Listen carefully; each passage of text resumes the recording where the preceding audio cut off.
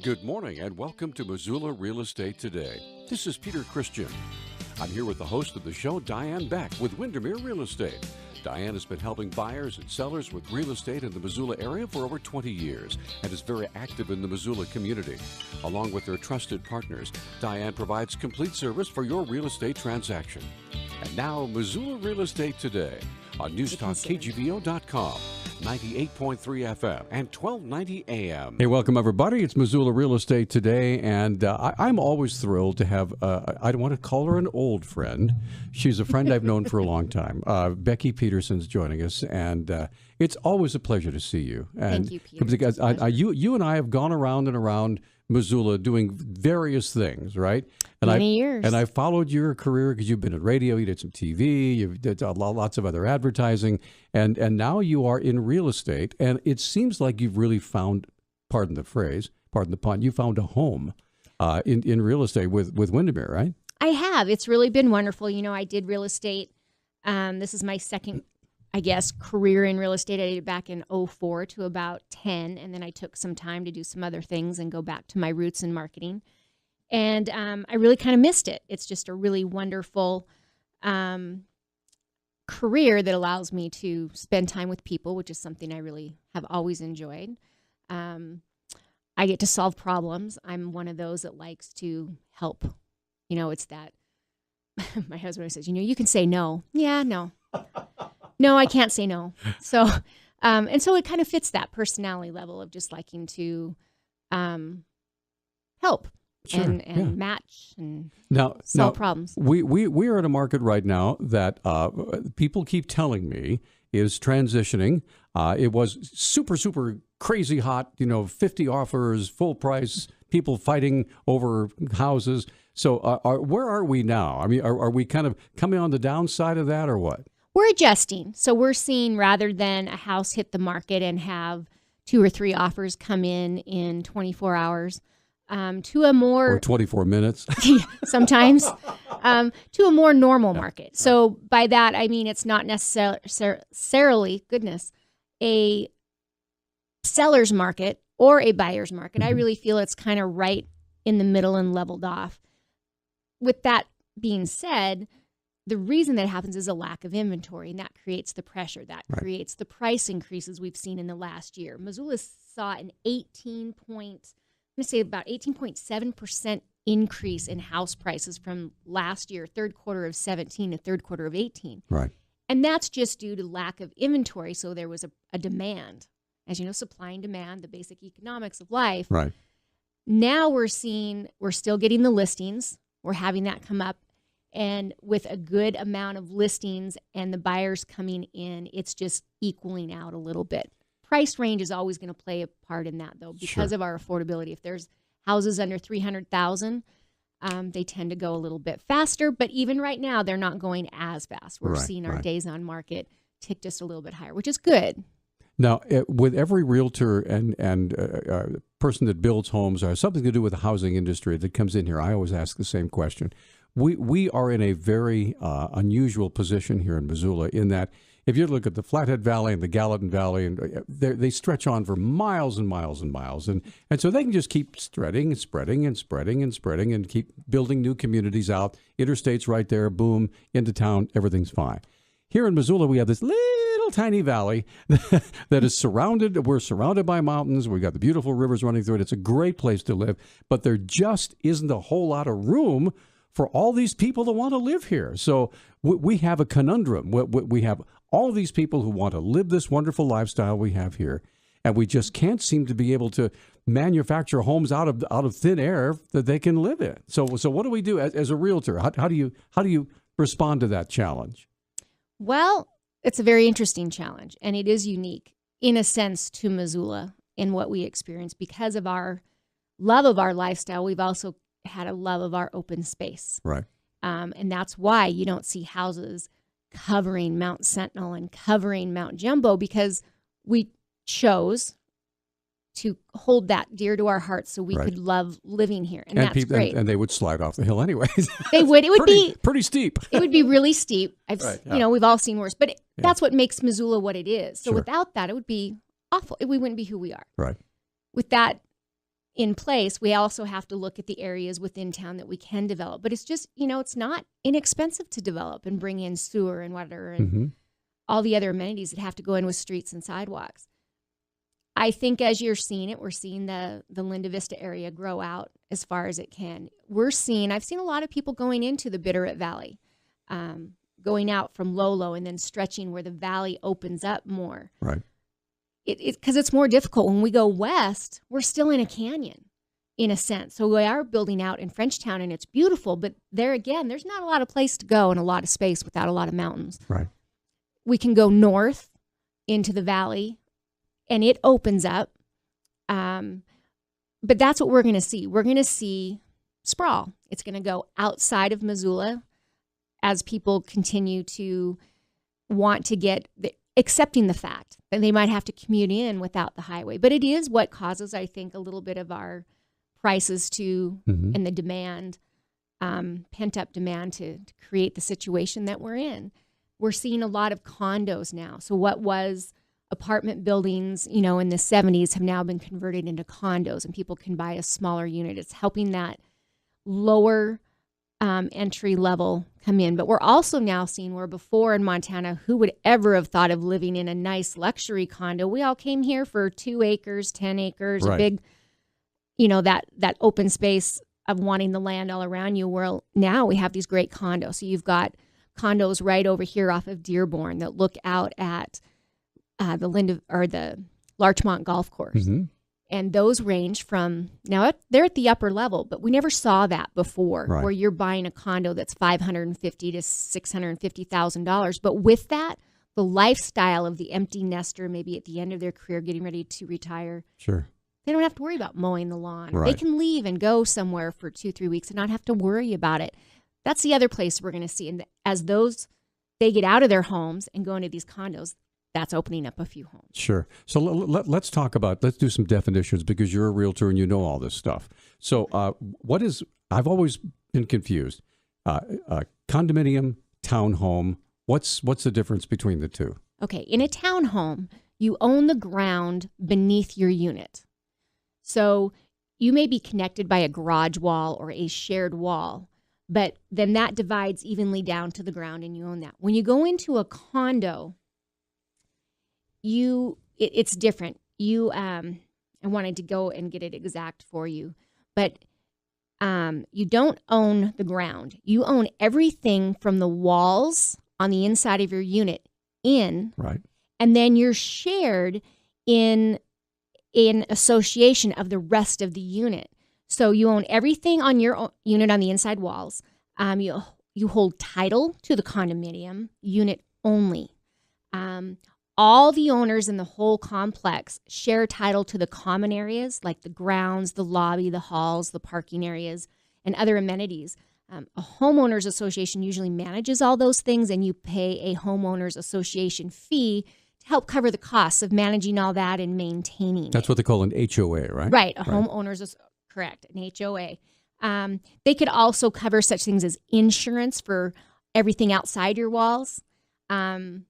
And the whole building, so in case anything happened. It might pay for pools or workout rooms, or the one over off Dearborn. We just did a tour earlier, actually late last week, and they have like a little studio apartment.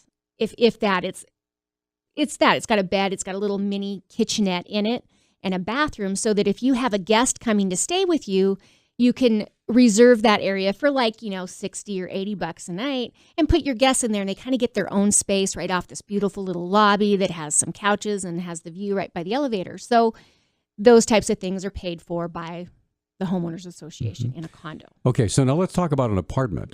So an apartment is not a condo, and it's not a townhome. So an apartment is basically just a box that you rent to live in, right? Correct. Okay. Correct. So apartments, you have no ownership. When you leave that, you're done. It ends and you walk away. You might get your deposit back if you clean it properly, et cetera, and all those arrangements. So do apartments also have HOAs, or is that whoever owns the apartment complex is responsible for all that? It's built into the rent. Basically. Correct. Okay. So the apartment complex is going to take care of that. Now, it depends on how they arrange it. I've seen some apartment complexes that say, okay, you can rent this, but if you want access to the weight room and this, you might pay another fee, but it's all going to get wrapped into your rent payment on a monthly basis. Okay. So there is housing available for folks, but they have to really kind of define what it is they want, right? In buying a home, you have to think, what is important to me, and what are my needs and what are my wants, and then you have to balance them. So the first and most important thing for a lot of people is the neighborhood.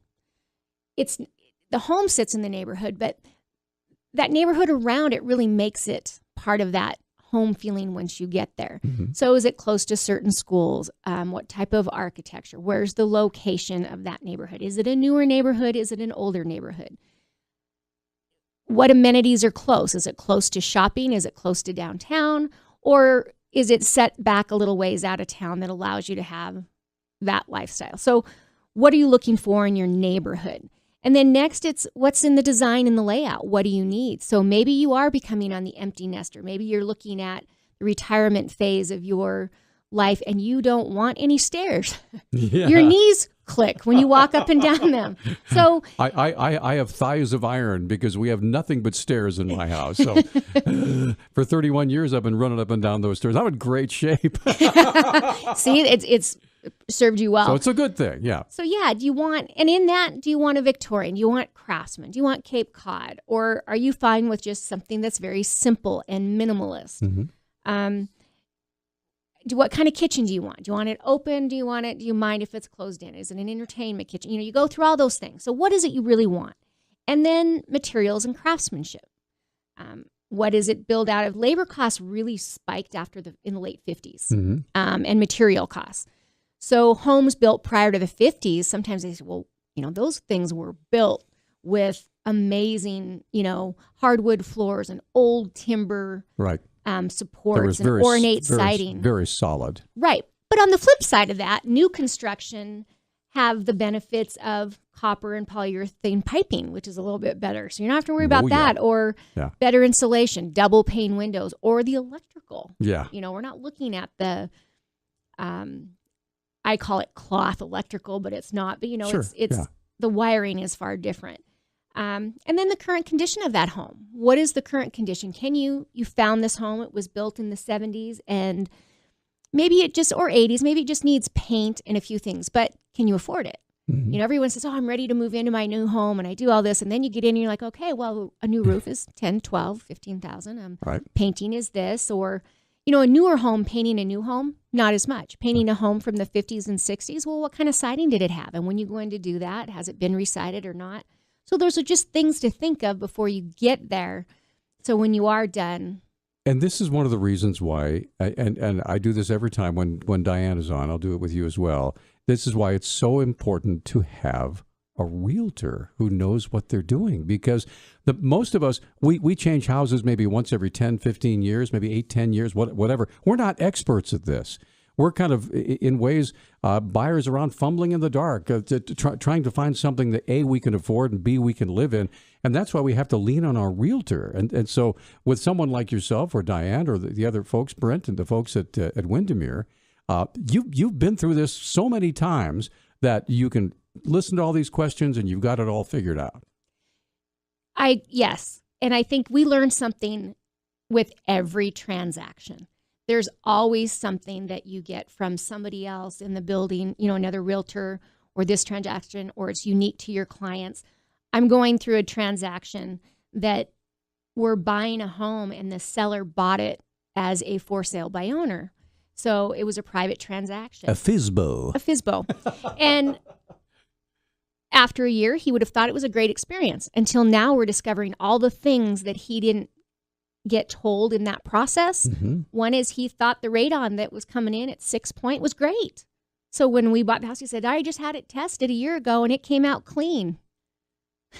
Gave us a copy of the radon report and I said, nah, it's not clean. We need the radon mitigated. Poor gentleman. My heart breaks for him. He didn't know. Yep. Certain things didn't get transferred or explained in the process that he thought were acceptable, and now finding out that he doesn't have rights to a few things that happened with the property.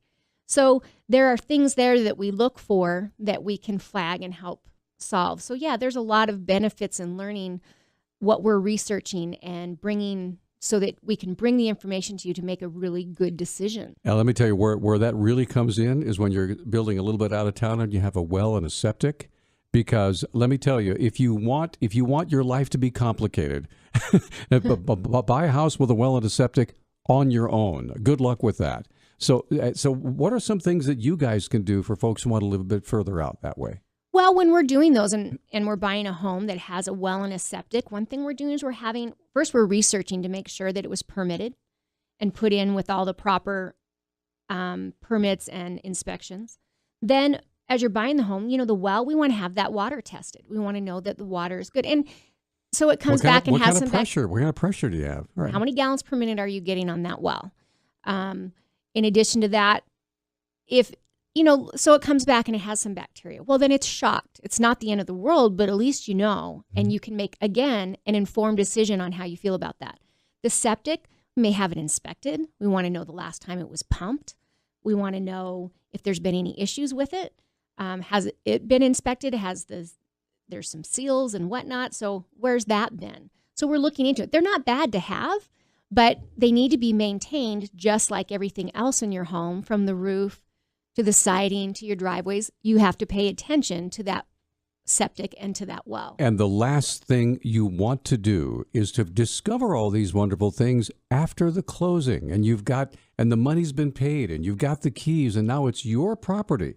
But the folks who left it behind are on their way to New Mexico or whatever, and they're saying, good luck, so that's why it's so important, again, to have a realtor.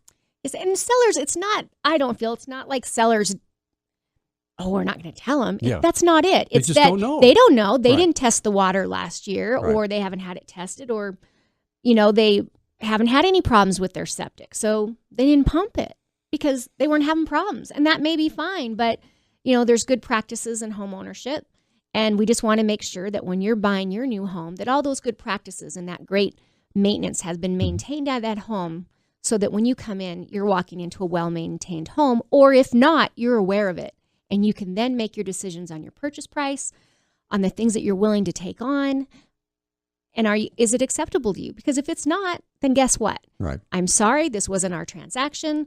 We're going to, based on these items, we're going to go and look for another home. And Sure. that's okay, because you need to get what's right for you. Right. Now, we've been talking about buyers, so let's talk about sellers.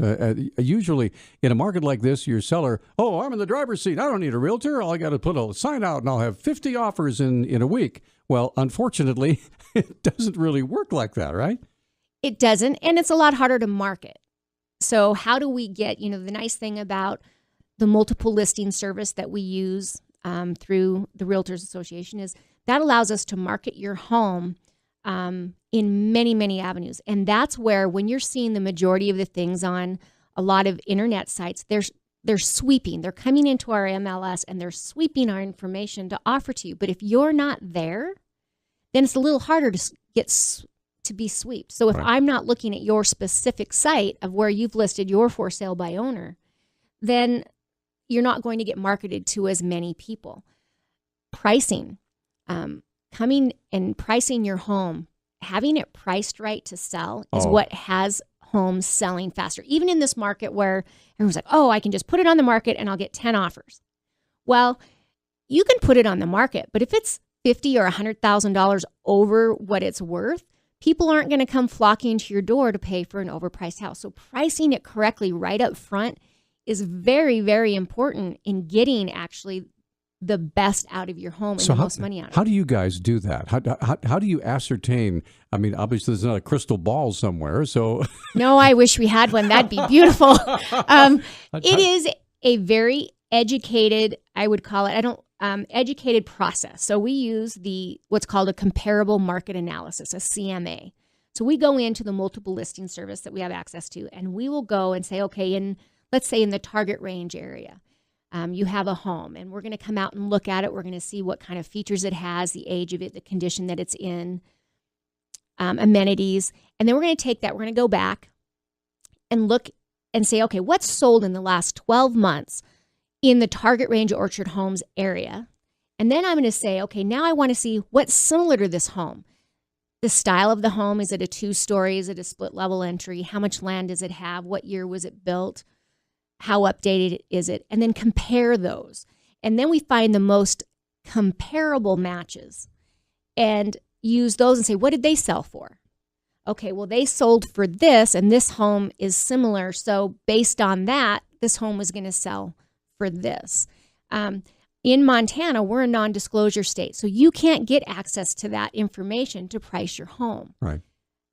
So that's something that we have that allows us to make a very good comparison. Say, I believe your home will sell. And we usually give a range of about $10,000 to $15,000 because something that's sold in, say, February of 2018, I'm going to say we had an appreciation over that time, and that you could probably get more now than maybe that house did then. Mm-hmm. With the leveling that we're at now, I would say, you can take that into consideration, but you don't get to say, oh, but then I want to add another 15% or whatever right. Or 6 or 8. Sure.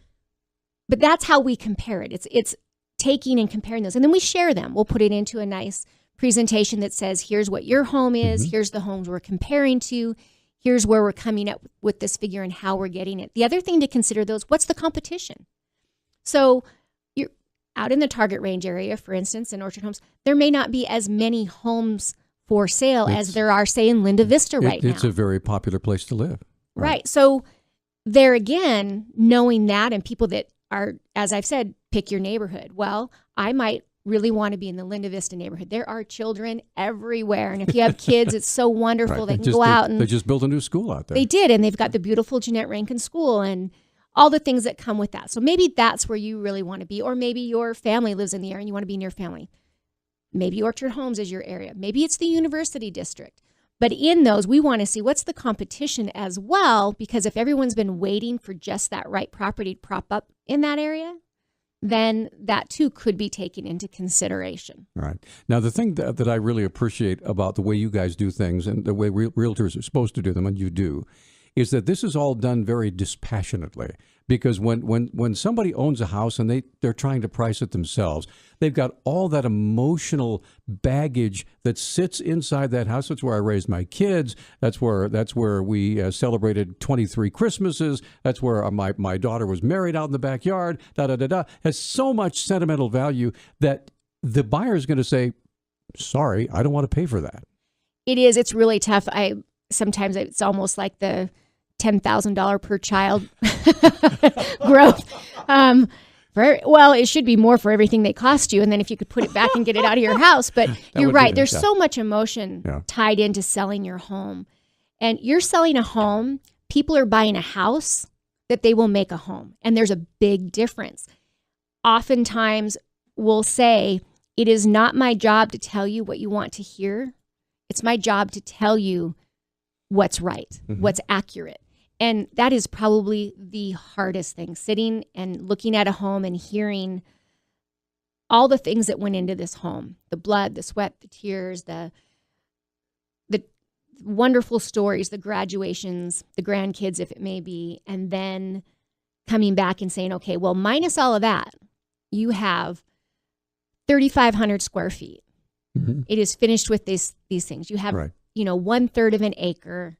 And here's what it brings, and it will bring. And it is difficult, but that's why you're hiring a realtor, is to give you the reality so that you can get the maximum amount out of your home. Because like I said, when it's priced right out of the gate, you're going to get more than if you overprice it, because that initial hit, when it hits every day, the first thing I do in the morning is I pull up the MLS and I look at what's new. It's called the hot sheet. Right. What hit the market in the last 24 hours?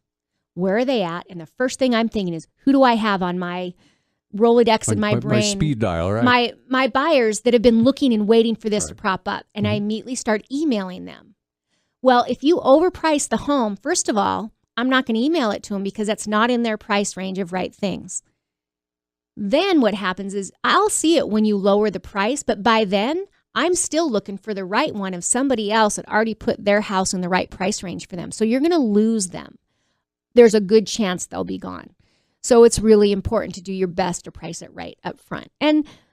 Or if not, lower it more quickly. Don't keep waiting and waiting and waiting if you don't get a certain amount of activity, and your realtor will know and they'll advise you, but to be open to it and be asking those questions. Sure. So when someone comes to you and they say, okay, Beckie, I've got this wonderful house and I'm going to trust you. so you come out to the house, you basically become not just your client, but eventually a friend, right? And they say, okay, be brutally honest with me. Maybe the house is so filled with clutter that you can't find anything. What kind of advice do you give to folks to make their home ready to be sold, to be attractive? You know, the most difficult discussion to have is to say you need to take all the pictures down of all your beautiful kids and grandkids and pack them up to go. The dog too? Yeah. Yeah. And because what happens is, and I deal with a lot of buyers, we walk in the home and the first thing we do is look at all the pictures. Well, now that's your home. And I don't imagine, first of all, I'm focusing more on who is that and what are they doing? And oh, look, they have this and that. But we tell them the biggest advice is you're going to be moving. Let's take the pain point away. Let's move 3/4 of it now. So take everything, in my opinion, that you don't need to live day to day. That's really, really important. And let's pack it up nicely and put it away in the garage or wherever so that the home can show the home or the house can show through you. And then we can stage it that way so that when people come in, they can see the home, see the features of it without your things. When you say stage, what do you mean? Well, staging may be that we may move furniture around that is, I always say, you look at magazines and say, well, my house never looks like that. You're right, because it's staged for that to be perfectly pretty and lovely for everybody. But how we live in our homes is completely different. So we may stage it to be more open, to show off the features of the home that you've became maybe immune to or have made it work for you, but the home has a feature that can work for a lot more people if situated differently, a couch on a different wall, bedrooms, you know. And that's why we trust you to do this, because we're totally subjective, you're totally objective, and we need that when we want to sell a house. You do, and we all live it that way. I mean, I walk in my home and go, well, if I was selling it, I'd have to do this, and this. I mean, there's the same thing for me. Sure. We're no different. So yes, we look at it from a very objective, how are all the buyers coming in the market going to see this, and what can we do to neutralize the personalization of your home so that they can see themselves living there. Believe it or not, we're almost out of time.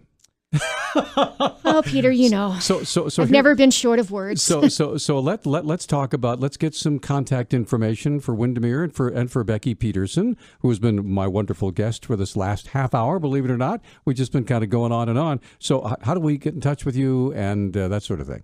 Well, I'm on the Beck team. So Diane and I are a team, which is wonderful because of Diane's 30 years of experience in the real estate business. We've worked on and off together for all these 30 years. So you can reach us at WIndermere. Our WIndermere phone number is 541-6550, and you can just ask for the Beck team. Or not the Beckie team, but the Beck team. Yeah, well, we're joking. It's the Beck and Beck team now. It's Beck and Beckie and Beck, and it was the other Beckie before me with a Y. So yeah. Okay. And we're both quite short in stature, so it could also be well, we'll leave that there. Yeah, never mind. But you can call us there. You can call my cell phone, or it's my main line. It goes to everything I do, and that is 829-6003.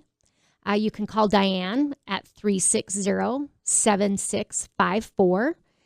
So you can reach us at any of those, and I'm always loving phone calls or questions, regardless of whether or not I'm, you just want a few things. You don't want to say, I don't want to commit to you. I just have a question. Give me a call. Absolutely. It's always a pleasure, Beckie. Thank you. Nice to see you too. You bet. Thank you. And that's going to do it for Missoula Real Estate Today. The time flies by when we're having fun. So we hope you'll join us again next time for another exciting adventure in Missoula Real Estate Today. I'm Peter Christian here on KGVO. See you next week. Thanks for tuning into Missoula Real Estate Today. We hope you found the information over the last 30 minutes to be helpful. If you have any suggested topics for future Missoula Real Estate Today programs, or any questions about buying or selling real estate, please email Diane. Here's the address. It's dianebeck@realtor.com. That's dianebeck@realtor.com. We'll see you next week on News Talk KGVO.com, 98.3 FM and 1290 AM.